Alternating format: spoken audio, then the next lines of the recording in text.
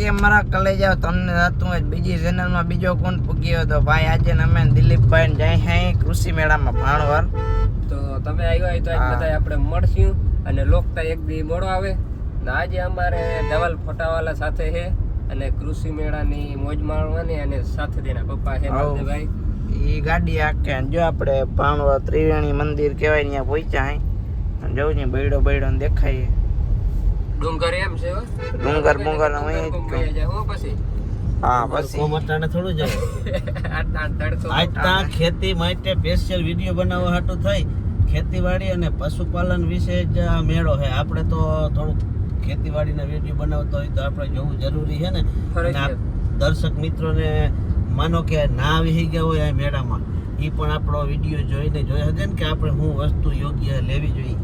હા ને આપણે બધી વસ્તુ આજે બધી ફ્લોર કરવાના છે અમે નિરાતે અને બધી વસ્તુ બતાવવાના છે આજે પાછા માલદેવભાઈ અને ધવલભાઈ ભેગા છે એટલે કઈ બાકી રહેવાનું દેવાના બાકાજી બોલાવી હા બાકાજી બોલાવી દઈએ હું ગાડી આખું એટલે થોડોક જોઈ ઓછો કેમેરા કેમ કે ગાડી આમ આગળ જોવા જઈ તો કેમેરા સામુ ના જોઈ શકીએ કેમેરા સામુ જોવા જઈએ ગાડી સારથી પેટ્રોલ ની બી વહી જાય હા સારથી પેટ્રોલ પહોંચી ગઈ.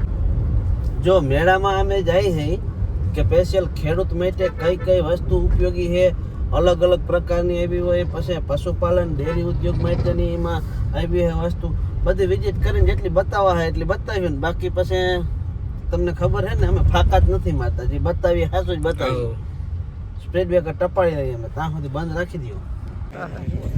ભાઈ કૃષિ ક્રાંતિ સુસ્વાગતમ અહીં આપણે પહોંચી ગયા અને અહીંથી રજીસ્ટ્રેશન કરવાનું છે કે શું કરવાનું છે જોઈ લઈએ પછી આગળ અમે જઈએ.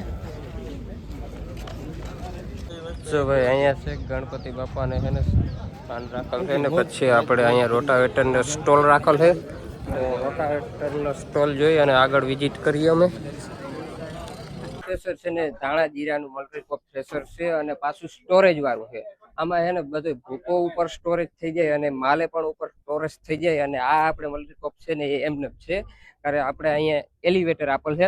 આપણા વિડીયામાં તમે આ તો ઘણી ફેર જોયું લગભગ 4 થી 5 વિડીયા આપણે આના લોંગ વિડીયા બનાવેલ છે શ્રી ગણેશ મગફળીના થ્રેસરના અને તમે એમાં સપોર્ટ બહુ સારો કર્યો અને મગફળીના ચાલતા વિડીયા પણ મેં ખેતરમાં જઈને બનાવેલ છે અને શ્રી ગણેશનું સ્ટોરેજ વાળું આપણે મગફળીનું થ્રેસર અને ચણામાં 1 નંબર હાલતું શિયાળા તમે 1 નંબર હાલતું ચણામાં બેસ્ટ રિઝલ્ટ આપતું શ્રી ગણેશનું થ્રેસર. જો આ ભાઈ ભૂમિનો સ્ટોલ છે અહીંયા બધા એના રોટાવેટર પણ લેજર લેવલ પાવડો અને આ ડિસ્ટનર મગફળી સાફ કરવાના અને આ નાનું આપણે બધા પાકમાં હાલતું સાફ કરવાનું ને આ બાજુ છે ફાર્મા કિંગ વાળા ને આ બાજુ રામદેવ થ્રેસર વાળા તમે જોઈ શકો. જો આ રામદેવ થ્રેસર 1 નંબર ભાઈ અને બનાવટ હું તમને બતાવી દઉં. ફ્રન્ટ ટોકરી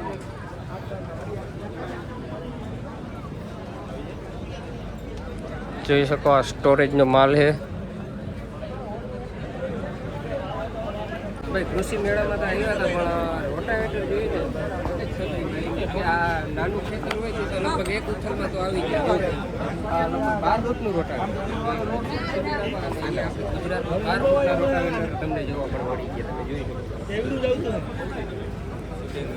હાલો ભાઈ આજે આપણે કૃષિ મેળામાં આવ્યા અને આપણા મિત્ર મિતુલભાઈ અને નામ છે ફેસબુકમાં અને ઇન્સ્ટાગ્રામમાં અને આપણે યુટ્યુબમાં જાણીતા ગમે ત્યારે તમે જોવો એટલે ખેતીની માહિતી આપણા એટલે મિતુલભાઈ વડોદરા આપણે અને આપણે જો આ 12 ફૂટનું રોટાવેટર છે ને પણ એને ટ્રેક્ટરમાં ચલાવવાનું ગુજરાતમાં પહેલી ફેર 12 ફૂટનું રોટાવેટર આવ્યું ને એ પણ મિતુલભાઈએ ટ્રાય કરેલું છે 5510માં આપણે 2 દિવસ પહેલાં આવ્યું હતું હા 5510માં કેવી તમને મજા આવી હાલે 55 ચણાવાળા ખેતરમાં મૂક્યું બાકી આમ તો મોટું પડે કોઈ ખેડેલું હોય કે પ્લાવવાળું હોય તો રોવા લે એવડા ટ્રેક્ટરમાં પણ આમ કમ્પ્લીટ રહેલું એમ જોરદાર 150 RPM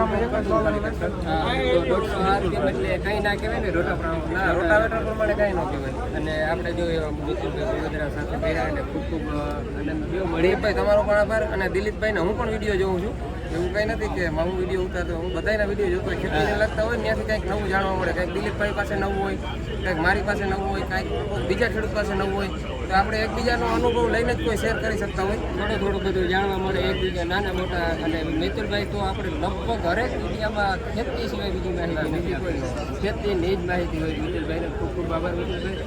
મળ્યા જો ભાઈ અહીંયા બલદેવવાળાનો સ્ટોર છે અને ઓયણી તમને બતાવી દઉં જરાક. અને પ્લાસ્ટિક સેન સાથે હો, પ્લાસ્ટિક સેન સાથે આવેલ છે બલદેવવાળાની. અને જો ખેડૂની જો ભાઈ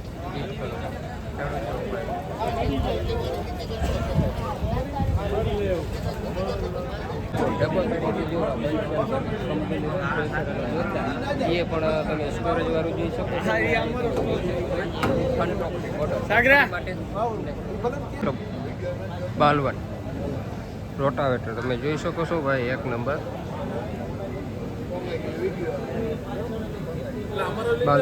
જો ભાઈ મોબાવાળાનો સ્ટોલ છે અહીંયા. જીપીએસ બહુ સારામાં સારા આવી ગયા છે તમે જોઈ શકો. ને અહીંયા લગભગ બધા મોડલ ઉપસ્થિત છે. અને જો ભાઈ ગ્રાહક જો ભાઈ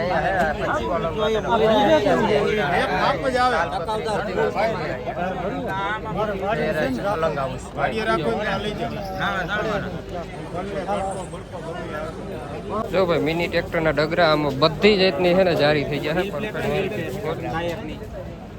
તમારે આમાં ઇંચની જારી તમારે કરવી હોય ને મિની ટ્રેક્ટર અથવા સનેડામાં તમે આમાં કરી શકશો. તમે જોઈ શકો ભાઈ.